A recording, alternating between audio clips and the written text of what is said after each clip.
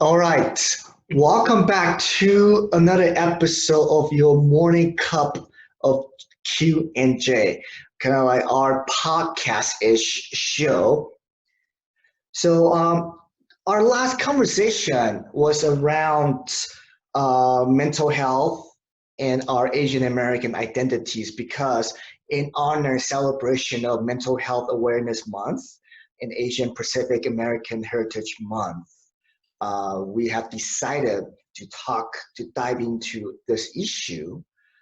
And we have also decided to continue on this topic because last week we just had such an amazing, exciting conversation that packed with a lot of information, and we feel like there is more to unpackage or unpack from our experience and our stories. So we'll continue on this topic to share our mental health stories in relation to our Asian American identities. So before we start, I want to share a quote. I read this quote somewhere, I think on Facebook, on Instagram, and I think it's pretty cool, but really awesome quote. So the quote is, Asian Americans have been held up as the very best Americans. They have also been condemned as the very worst. Now, we, Asian Americans, are ready to step out the shadows and celebrate who we truly are. So I really like this quote. I think it kind of captures a lot of our experiences. So Q, last time we talked a lot about how race and class have affected our experiences as Asian Americans and our mental health. So today, let's talk a little bit more on the topic that we kind of briefly touched upon last week, which is our gender roles. So, and of course, if we have more time, we can talk about our religious or family dynamic or our career choice. But let's spend some time on just talking about how our Asian American gender roles and mental health, how they intersect. So the floor is yours, Q. What do you think? Oh, wow. Gender roles. Actually, before talking more about gender, I actually want to dive in to kind of dissect more of that quote. It's a really nice quote, and Uh-huh. it's actually very timely because right now with coronavirus, we're really seeing data that indicates mortality rates are very different across racial, ethnic lines. Mm-hmm. Very different. And we are seeing a certain demographic going out saying, end the shutdown, end the lockdown with guns and whatever, what have you, you know. There's a very particular demographic. And that demographic is not the one that is dying at higher rates. The higher rates of mortality and death are Black and brown communities. Mm-hmm. And there is a saying that you experience two different Americas based on your lived experience, if you are white or Black or brown. Now, Asian Americans don't fit that duality very well. We really don't. And as much as I appreciate that quote, it's very binary and does not account for the nuances of how damaging the model minority myth was, and it continues to be towards Asian Americans. So, uh, in terms of gender, that is such a unique issue that I wouldn't say unique issue. It's such a contentious issue within the Asian American community. Mm-hmm. There's a lot to unpack. One of the more typical things I've heard from Asian American women are Asian American men understand me, or Asian men understand me, but they treat me terribly. White men don't understand me, but they treat me well. Yes, yeah. Oh, and I'm like, okay, where do we start there? Now, I understand the sentiment. I really do. I have actually been on the receiving end of Asian American male rage several Mm-hmm. times. It's not fun. And FYI, I wrote a whole blog on this topic called Asian American male race. Well, my Asian, so I took that phrase, I stole that from Q directly. So go ahead. Oh, I took that from one of my best friends, so it's fun too. Um, and but it's a very interesting and difficult dynamic. So I can speak from, I am female identifying. I've never had any, identity quandaries of I am presenting biologically female, but I identify gender as a male gender or man gender wise. I've never had that quandary. So my life is pretty straightforward as a woman. There's no crisis of identity beyond the fact of white supremacy. So, pretty straightforward. And in terms of gender roles, within the American context, there's a couple things to unpack. First, I don't know what comes first, but let's say, depending where you're at, first we'll unpack like the otherness of being Asian.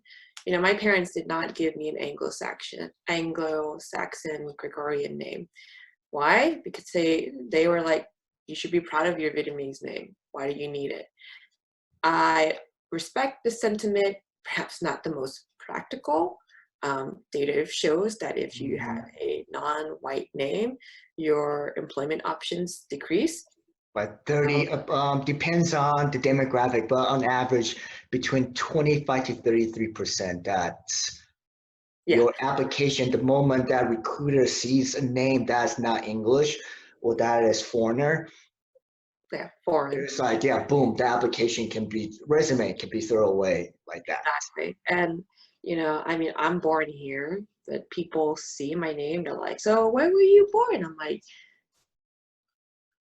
California. They're like, no, but really, where are you from? I'm like, so at some point I get sarcastic and say my mom's uterus, and they get really upset because they're like, how dare you talk about biology? So I'm like, well, you kept asking. So, but there's that, and I don't think at large a lot of Americans, and just I don't think in general people lack the vocabulary to understand the nuances in expressing and asking about racial and ethnic identities, and nationality too. There's a difference. I am American. I am ethnically Vietnamese. Yes. I'm racially Asian. They're not mutually exclusive. But there's also a larger question of what is quote unquote American, right? This is actually one of my favorite stories. It's so bad, and it took place in the heart of liberal Bay Area. It really did. So years ago, I was looking to rent a place in the Bay Area. I visited this house in Oakland, and this very nice white woman showed me around. And afterwards, she's like, "Oh, let's sit down and talk." I said, "Oh, sure," And, she starts talking about how worldly she is and blah, blah, blah. She's like, I have a lot of people from all over the world who stay here. And I just really want to get to know you. And I said, sure. And then she goes, I read in your application that you worked and lived in Vietnam for a year. And I went, yes, I did. She goes, did you feel at home? And I went, excuse me? She said, did you feel more at home there? I was very confused, and I said, I'm very confused. I was born and raised here, so I really miss my family and friends. That was really hard. She kept going. She goes, but even though you were born here, you're Vietnamese. So did you feel more at home, culturally accepted, and where you belonged?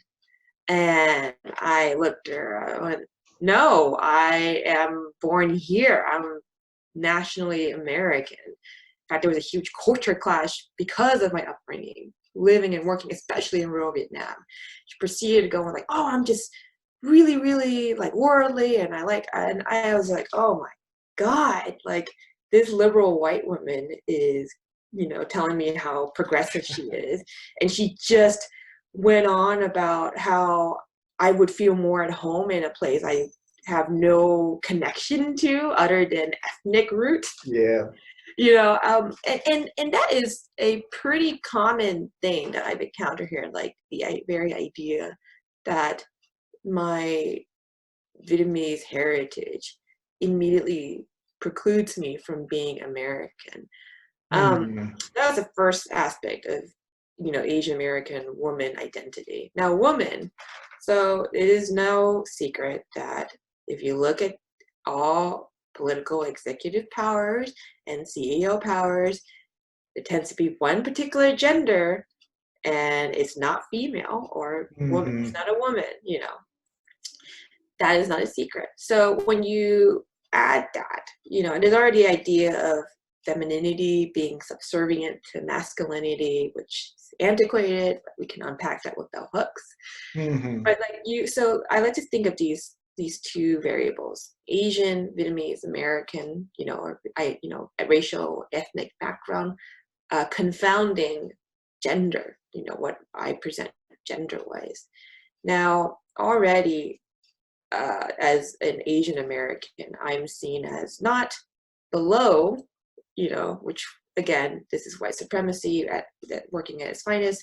I'm not below Black or brown communities, but I'm definitely not above my white counterparts. Mm-hmm. Now you add in the gender, Asian American woman and femininity and the very idea, plus the history of World War II of going out to the exotic Asian continent, Mm-hmm. exotic Asian women for the taking, for the prize, whatever that shit is.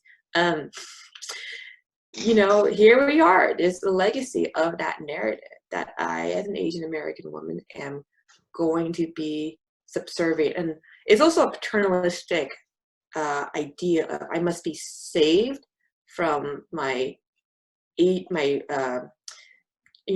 less progressive Asian American male counterparts by the white men. Mm-hmm.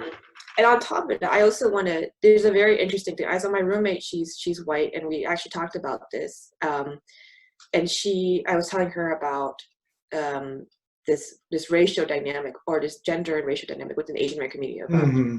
Asian American men and Asian American women have a lot of hurt to unpack. Asian American Mm-hmm. men going, you're race traders for going and dating white dudes Yes. and so on.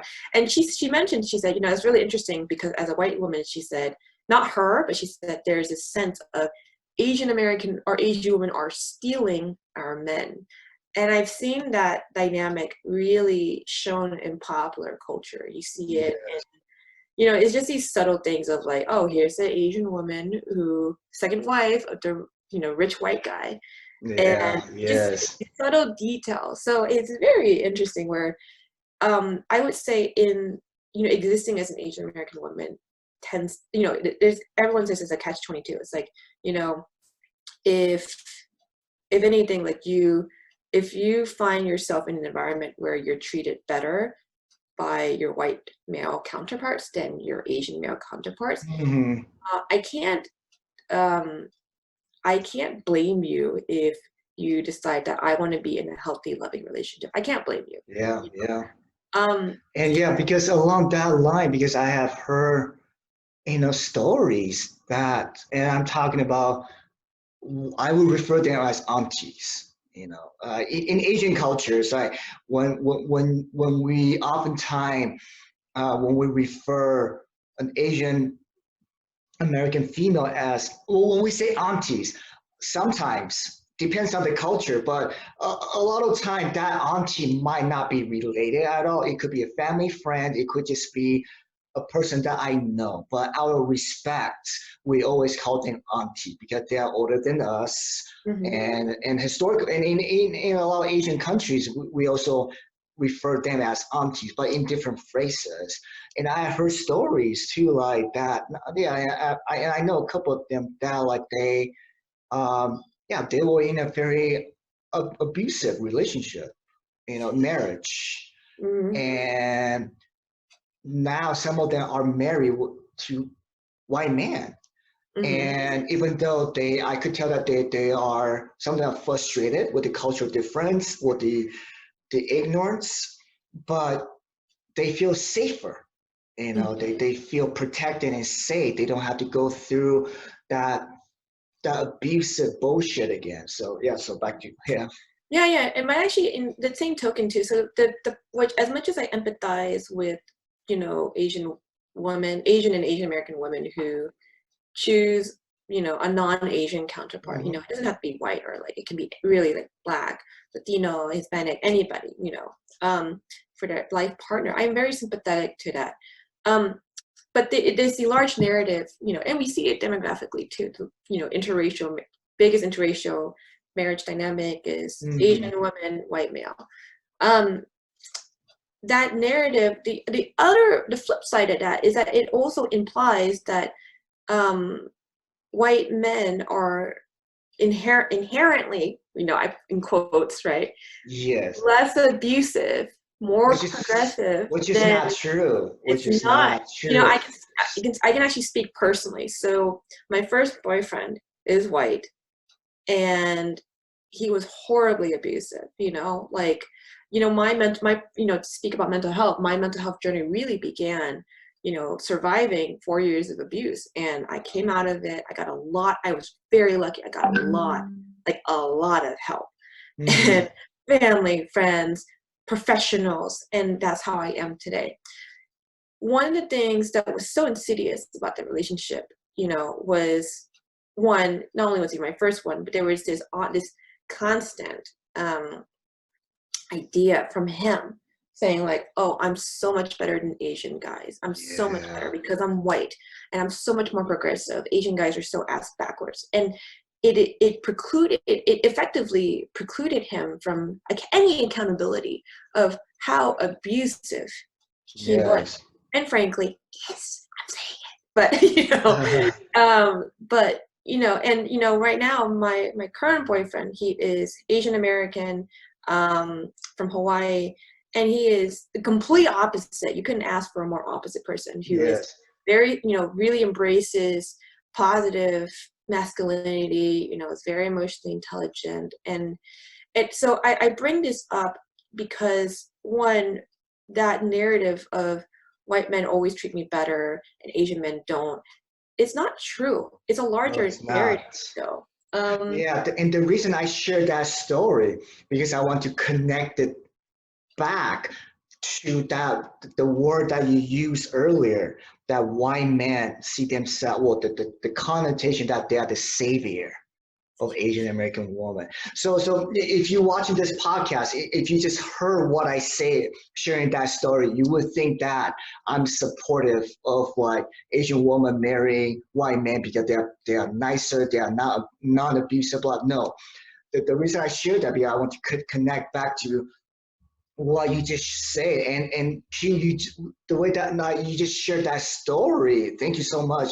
and it just boom, that just kind of like that's a whole point. That like even within some Asian communities that we have, some of us were quote unquote brainwashed with that mentality. You know, it's a way for us to put each other down, to put each other put. What I'm saying is that, at least coming from an Asian American man perspective, how we put each other men down by having, you know, by saying that it's not our fault. You know, I think it's also another way to uh, find quote unquote a scapegoat. You know, to yeah, to not blaming ourselves. You know, not taking so yes, but I think you nail it. There's that false perception. And I think I have to also tie back to that social economic racial prejudice that quote unquote marry a white man could be also seen as quote unquote marry up, you know, Yeah. which is so not true, which is I think is a cultural bias that we have, is part of this whole part I think that this whole the problem with our system. So Oh yeah, I mean, and on the flip side too, I've also heard Asian American men who said, "I will never date an Asian girl or woman." Like, yes. it's so it's there is a lot to unpack about these choices, and we can talk for hours about it. Oh yeah, let's talk.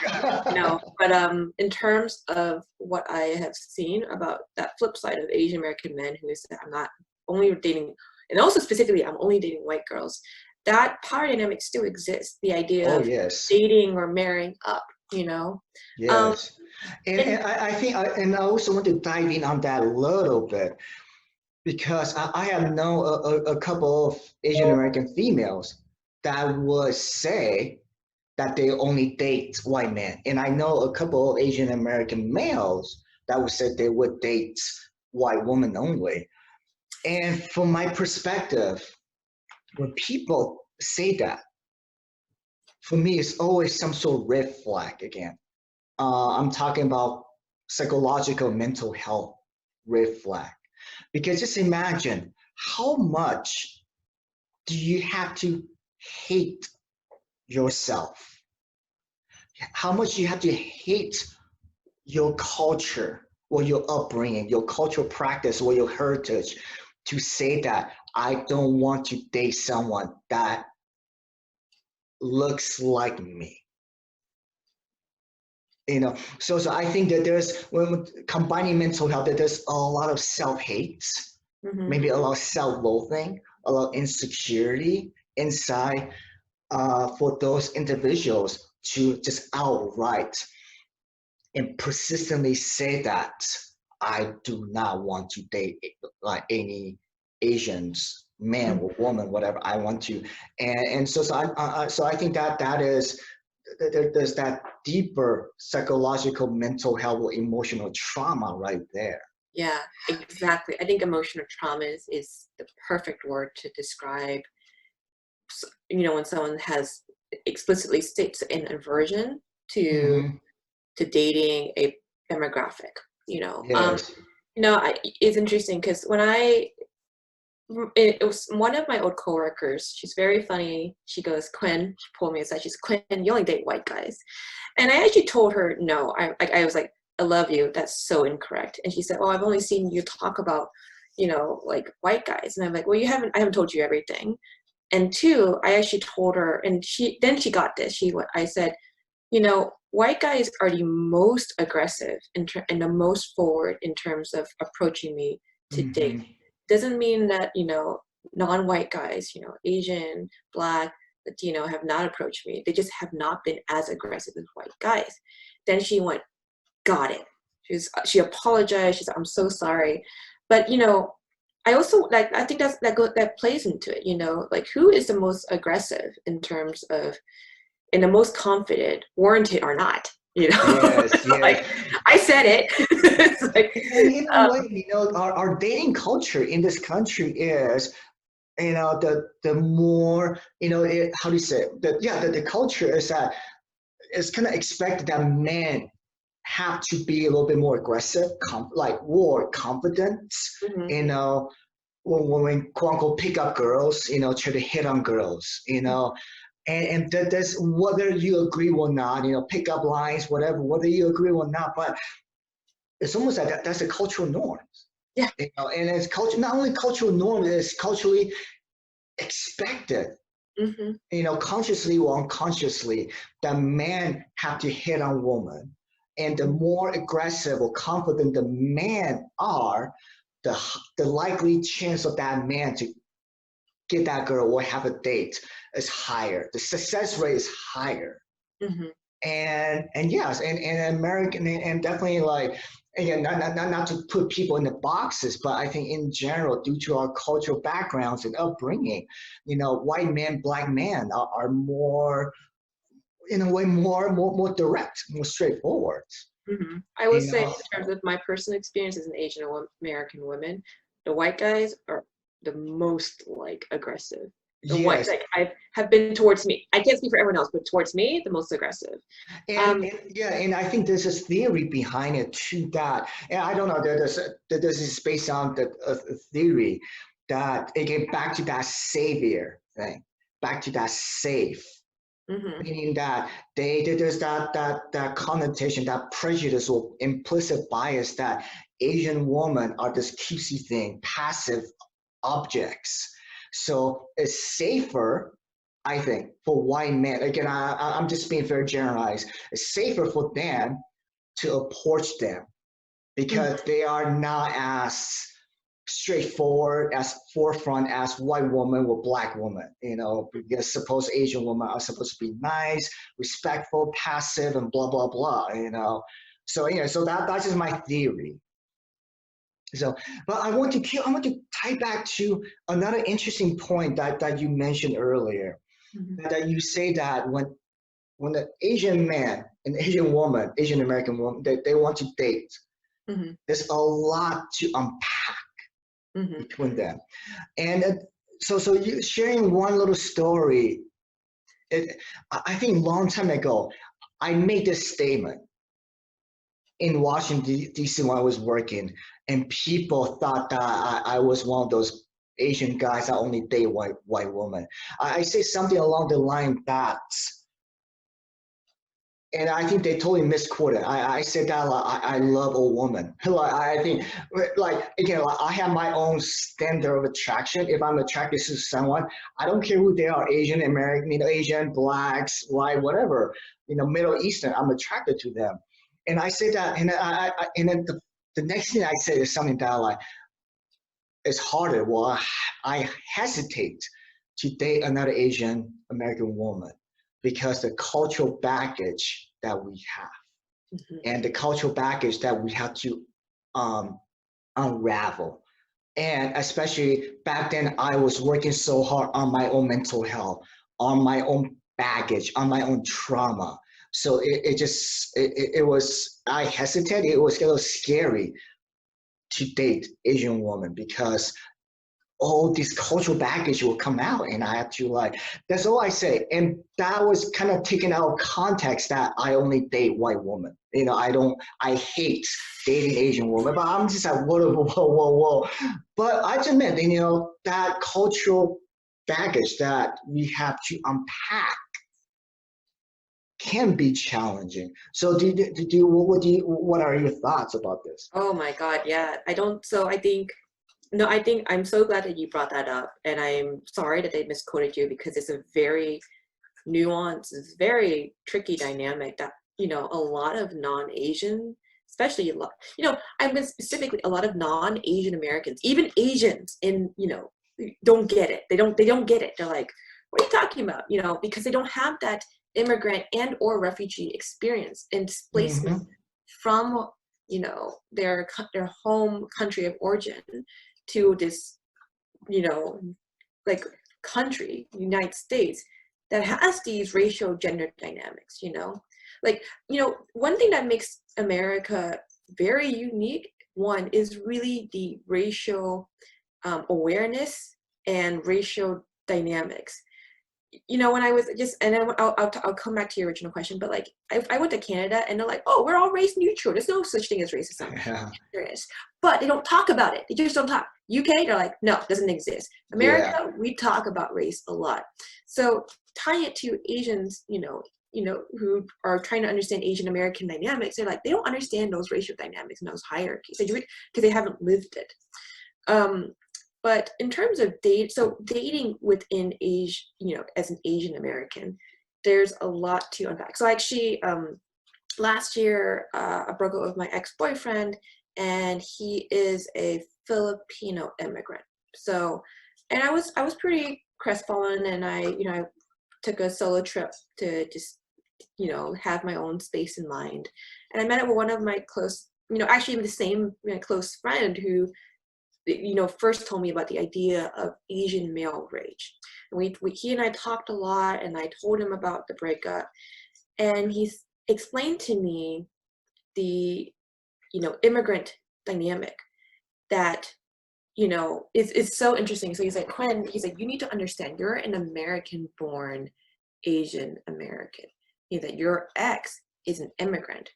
What you don't understand is that from an immigrant's perspective, he probably viewed you as above him because you are not an immigrant. I was shocked. I had no idea, and then he was explaining from a specifically Filipino perspective, and he told me about the whole history. He said a lot of Filipinos really aspire to be as American as possible. So the idea of and you know, explaining to me is like, your ex could not understand why an American born, you know, as, or he's like, Asian American wants to date him, an immigrant. And that was really the first time I'd ever even considered the Asian American dating experience. It's like, are you an immigrant or were you born here? That's one thing, you know, or Yes. are you a refugee or were you born here? And then Yes. the state you're born in, that's another thing. So the state, like, I was born and raised California. You know, I lived in Maryland, Baltimore for a bit. Really miss Baltimore. But it was really in Baltimore that I understood there's also like a state hierarchy. You know, if you're an Asian American born in California or New York, you know, that's very different than if you're born in the Midwest. There's Yes. no getting around that. Or Texas or Alabama. Because one is just the general cultural hubs are more dense. I mean, except Houston's like a huge Asian American, Mm-hmm. especially Vietnamese American. But like in general, if you're in the middle of Alabama, in the middle of no Asians around, it's a very different lived experience than if you're born in, you know, San Jose and you're growing up around a ton of Asians. You know, like that's such Mm-hmm. a Yep. normal thing.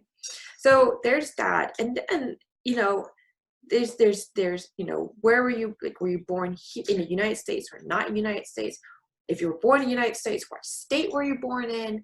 And then it comes down to, you know, what's your ethnicity? And if that really comes into play, especially if you're born into these very dense Asian American hubs. Mm-hmm.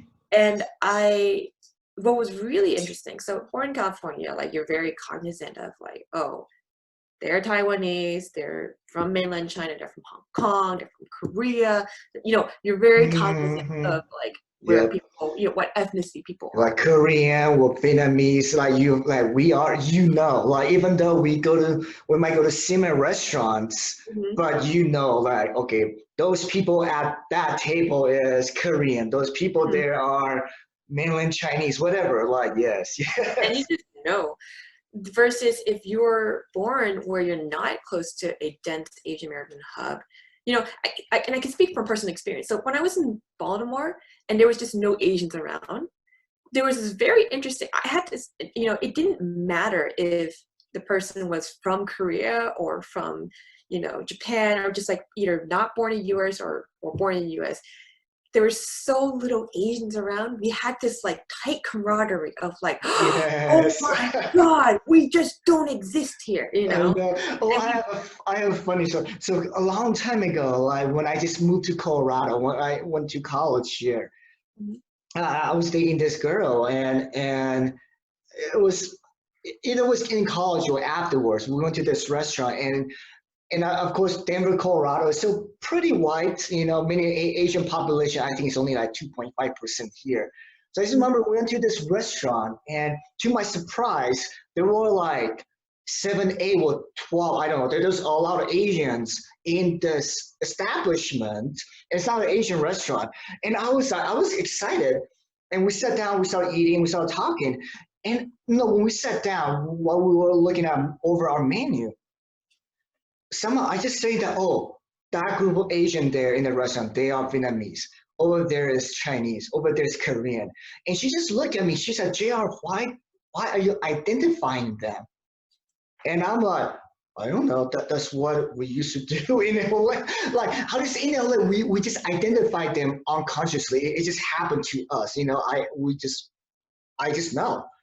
And mm-hmm. out here, because maybe that experience, I was so excited, and my natural instinct, well, all habit dies hard. You know, and she was downfounded, like, what are you doing? Why are you identifying them? So anyway, so Yeah, no, and I think but it's even like when we were in, well, for me, it's funny what you mentioned that, because even when I was in Baltimore, even though that like any Asian American like really got, you know, close knit, we still were like Vietnamese, Korean, you know, yeah, Korean born in America, you know, Korean from actual Korea, you know, it's just like, and you know, and we always joked, I'm like, you know, it doesn't matter if, you know, like, it doesn't matter if we know our ethnicities, to everyone out who doesn't know Asians or Asian Americans, we're all Chinese. yeah. So, but yeah, and I think when it comes to dating, like I think a lot of non-Asian Americans really don't get that we make these automatic calculations, not because we're trying to be prejudiced. It's one of those things like in, you know, the larger question of like, it's time for Asian Americans to step up and to really be unique. And I'm like, I agree, because I think at large, there's this move, and I get it, there's this sort of movement from previous generations of like, we're all Asian Americans, it's Pan-Asian, we're all the same. And I'm just like, no, we're not. Because that Pan-Asian American movement is in a way a way to kind of co-opt the Pan-African Black American sense. And I understand the impulse, but one, it's still an appropriation of another racial ethnic, well, I would say, we can't even break down Black Americans ethnicity. We destroyed all those ties. So they can only get it with like 23andMe, but then that's privacy issues. But, you know, I understand the impulse to be like, yo, you know, we have to show camaraderie with our Black American community, and we're going to, you know, employ the same Pan-Asian American sentiment. And I'm like, but it doesn't work that way. It doesn't work to the same extent, because as much as we were written out of history at large, you know, like Chinese Exclusion Act, Chinese rail workers, at large, we did not suffer the same systematic erasure of our histories when we came to this country. Yes. And at large, coming to this country, as much as we were horribly treated, we were still doing it to an extent voluntarily. As a Vietnamese American, I can be like, that's not the same, but you know, it's not the same. So No, when I say Asian America can really be unique, I would say really the embracing of history, you know, embracing of where you come from, and to really own up to it. You know, I've seen a lot of, it's interesting too, because like in film, I saw this Vietnamese American filmmaker, and you know, he presented HBO Visionaries. It was a good short film. But you know, in his film, like the Asian guy, you know, dates the white girl, and he's using all these like Black terms, and I'm just like, okay, so it's not really doing anything new except that the Asian guy aspires to date the white girl, and then on top of that, he's using the N-word. And you know, even during the Q&A, he's older than me. I think he was 40s or whatnot. And I'm like, okay, that's the generation he comes from, and that's the generation he probably grew up and was like, oh, Pan-Asian American, like, you know, this Asian America is like, you know, a hodgepodge of like mixing in. And I personally would like to push back at that dynamic. I'm like, no. Even if your Black friends say it's okay, I'm like, you gotta understand. No, it's not. Like the N-word, it ain't your word. Don't say it. You know. And yes. And you know, I know Asian Americans will be like, no, my Black. I'm like, sure, but at the end of the day, it's still a power dynamic. It just is. And it is. if you subscribe to that, you're really subscribing to, you know, white supremacy structures. It so is. Hey, And don't do it. yeah, and when it comes to dating within Asian Americans, you know, coming back to what you were saying, that there's this expectation that we are Asian Americans, so we are the same people. But in reality, I notice a lot of Asian Americans, like, you know, the Thai with the Vietnamese, with Japanese with the Taiwanese American, you know, stuff like that. So and culturally, you know, for example, you know, a couple of kids I grew up with in LA, you know, he is Taiwanese and his wife is Vietnamese. You know, once in a while, you know, they might date within their cultural, national heritage, whatever.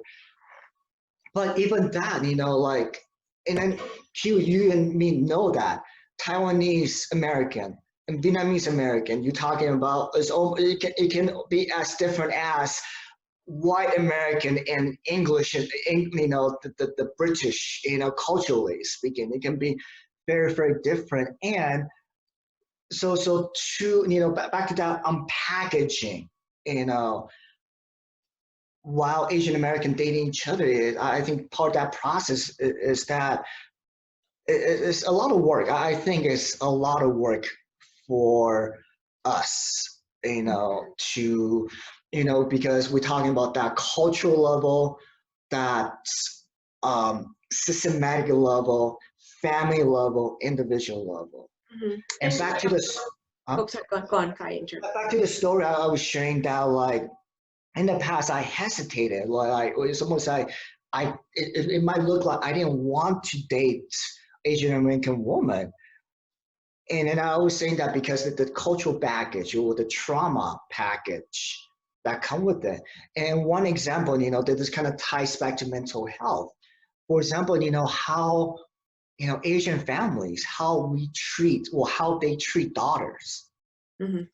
So how Asian parents treat, overall, they treat the sons and the daughters very, very different. And are they mean? Are they abusive? Are they whatever? No, I don't think so. I think they were just following this thousands of years of cultural practice. So boys, like to just sums up, like, but boys, we are free to do almost everything. We are spoiled to rotten. Daughters, it's almost like they on top of going to school, they have to help with cleaning, they have to help with cooking. They have stricter curfew, and they have, the parents might have higher expectation or restriction for them who can date or who cannot date. As a boy, as men, we can do more what we want. Mm-hmm. And so when I was, and how I witnessed how my mom treated my sister, it wasn't pretty. Again, my mom, she's an amazing person. My sister is a good person, but my mom was just following what she knew. She was just following the cultural practices that she inherited. Mm-hmm. So when I'm with my Asian American female friends, well, when I try to date them, oftentimes this issue might come up, how they experienced different treatment from their brothers. Mm-hmm. And from there, we have to unpackage. And this is what I mean by unpack all these. And it can be really hard, because especially in initial dating, like in my head, I want to be the honeymoon. I want to be fun, romantic, passion. But a lot of time I notice that when I date Asian American, these cultural baggage and issue will come up. Mm-hmm. And we have to address, we could either brush it away or we could address it. Yeah. And a lot of time I notice that people would just brush it away. But I'm not like that. I want to address it. But at the same time, addressing it can be tough. It can be challenging. Mm-hmm. So sometimes after addressing, we'll talk about these issues, which a lot of time I have amazing conversations with these Asian American women, females. But at the same time, it became, after those conversations, they become more like friends Mm-hmm. than a love interests. Mm-hmm. And that's, I think, one of the challenges that at least I have experienced, how our gender roles affect us. Yeah, no, I completely agree. And I want to emphasize how insanely lucky I got with my current boyfriend, where I'm able to unpack a lot.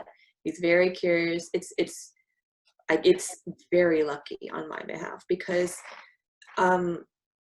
one thing I think when it comes to sort of wrap things up, one thing that I want to mention is like why it's really time for Asian Americans to step up, because I think at large, because it's so difficult. There's just so many things to unpack, so much history and dynamics, and Mm-hmm.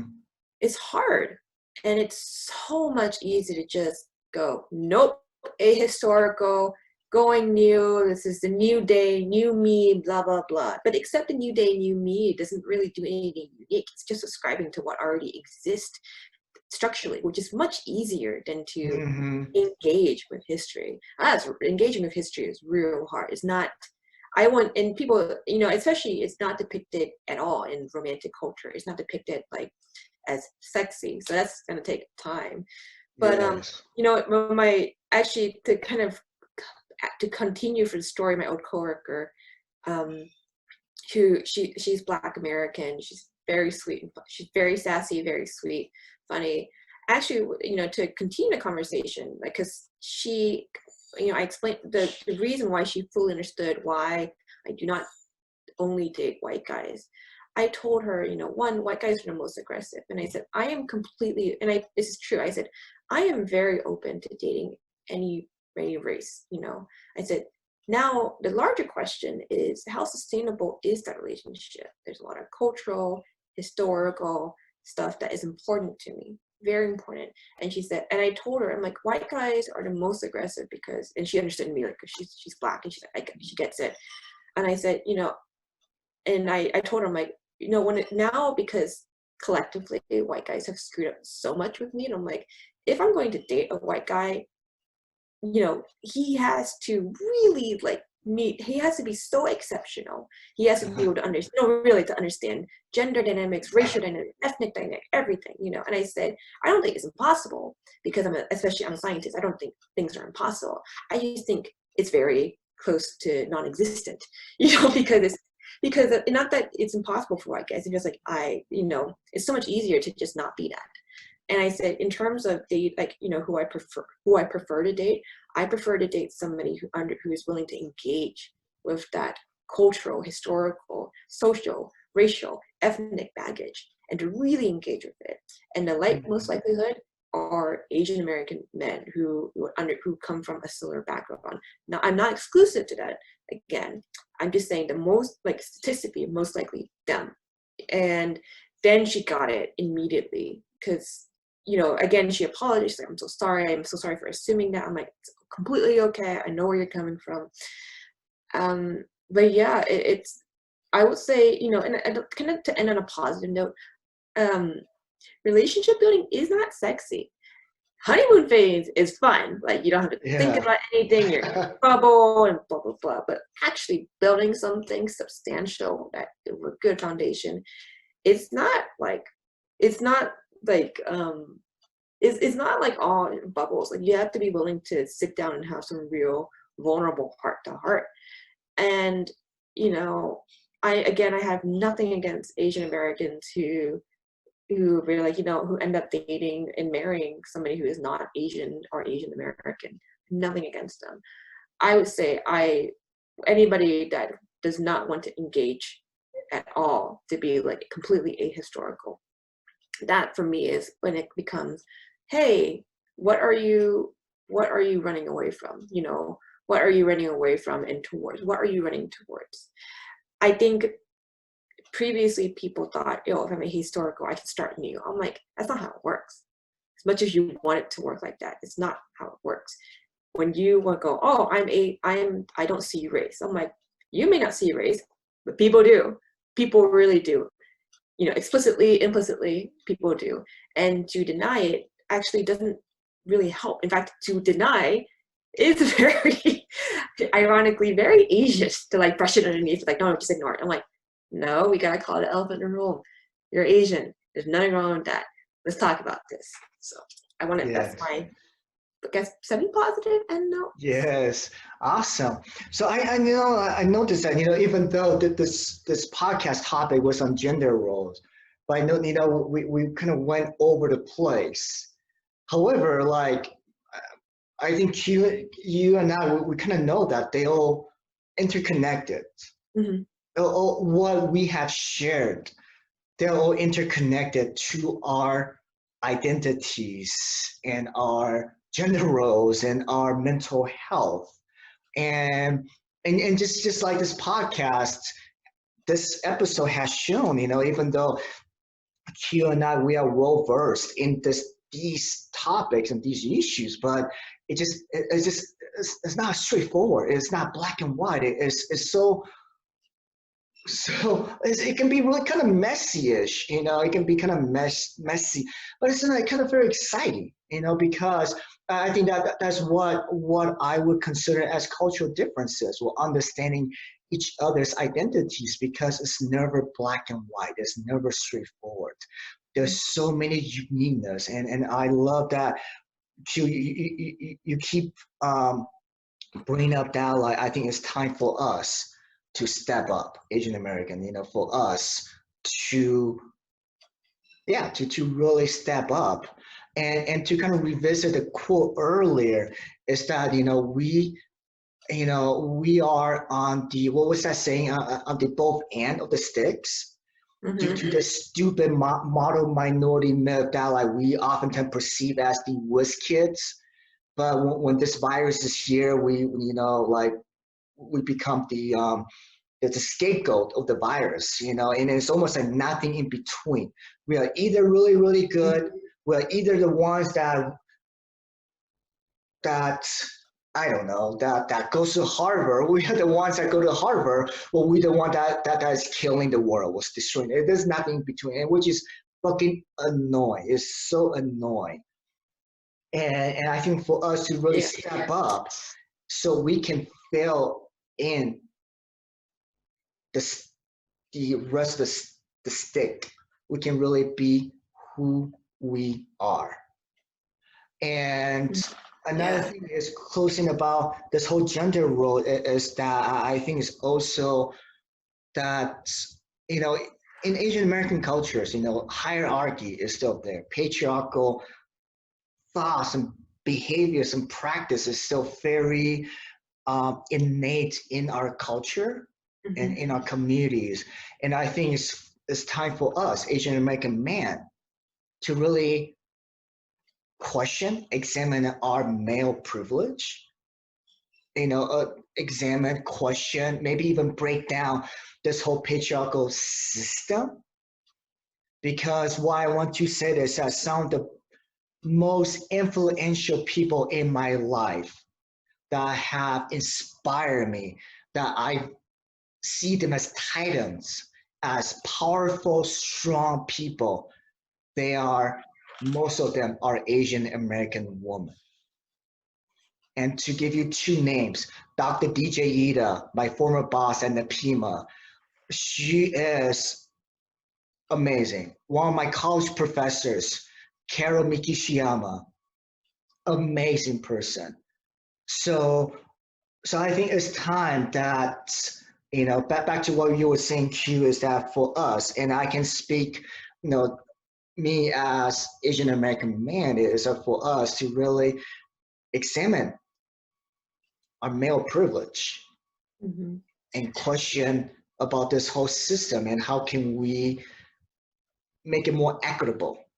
I would also like to add to that, I appreciate that you're Asian American men, we got to step up and actually question, patriarchal systems that we benefit from. I would also add to that on the flip side, Asian and Asian American women to really also step up and be like, how are we benefiting from a different patriarchal system? It really is, because Asian patriarchy is different than white patriarchy. Yes. And I'm not going to say one is better than the other. I'm just going to put it out there. It all sucks.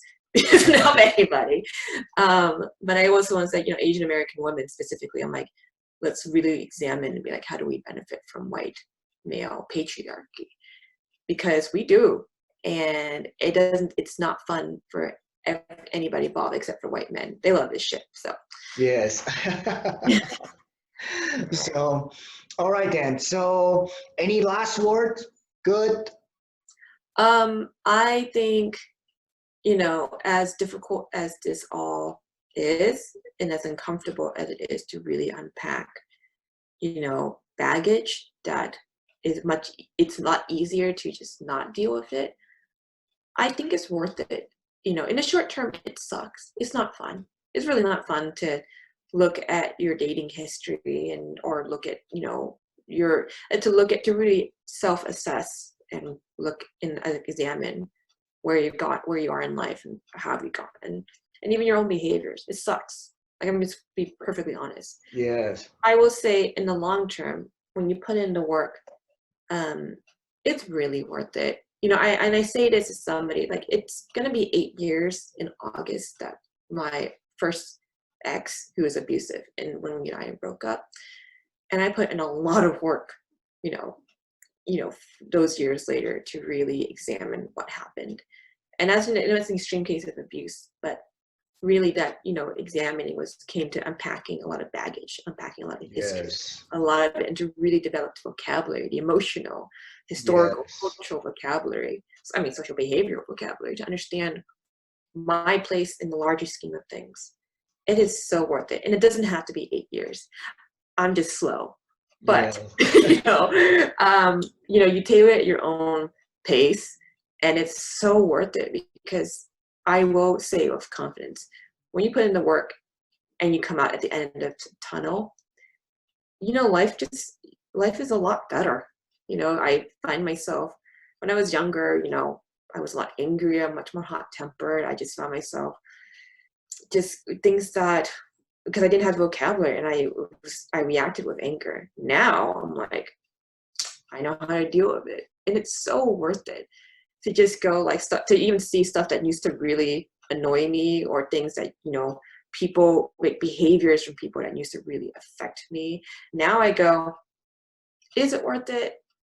No, it's not. Unfollow. It's like, Exactly. Yes. it's so worth it. It's very liberating. So It is, and I think, and I agree with you that I think the last thing I want to share is that it does take a lot of work, takes that intention, takes strength, bravery to really talk about these deeper issues that really matter to us. I enjoy cultural events, cultural dances, different cultural costumes, you know cuisines. I think all those are awesome, but I think sometimes that when we talk about cultural diversities and the awesomeness of Asian cultures and stuff like that, we often, it's easier for us to be more obsessed and focus on these dance foods, which they are important to our heritage, important to a lot of people, and I think that we should continue to celebrate and do those things. But I think sometimes it's easier to just kind of like focus on those things instead of really go deeper. And I think go deeper with the conversations, our mental health, our identities, our challenges, our opportunities. So yeah, so I think to end on a higher note is let's continue celebrate and honor Asian American Pacific cultures. Let's have fun, let's party, let's dance, let's dress up in your cultural costumes, and let's have fun. But also, please, let's take times, just like you and I, let us just take an hour a week and just talk about what's up, what's going on, what's it like be Asian Americans. What are the challenges? What are the opportunity? What do we like? What we don't like? Let's take some time. And you see, like, if you are watching this, we've been talking about this this our fourth episode. It doesn't have to be scary. It does not have to be hard. It can be as easy. No, yeah, when it's easy and fun, just like talking, catching up with an awesome friend. So for sure. yes. So all right then.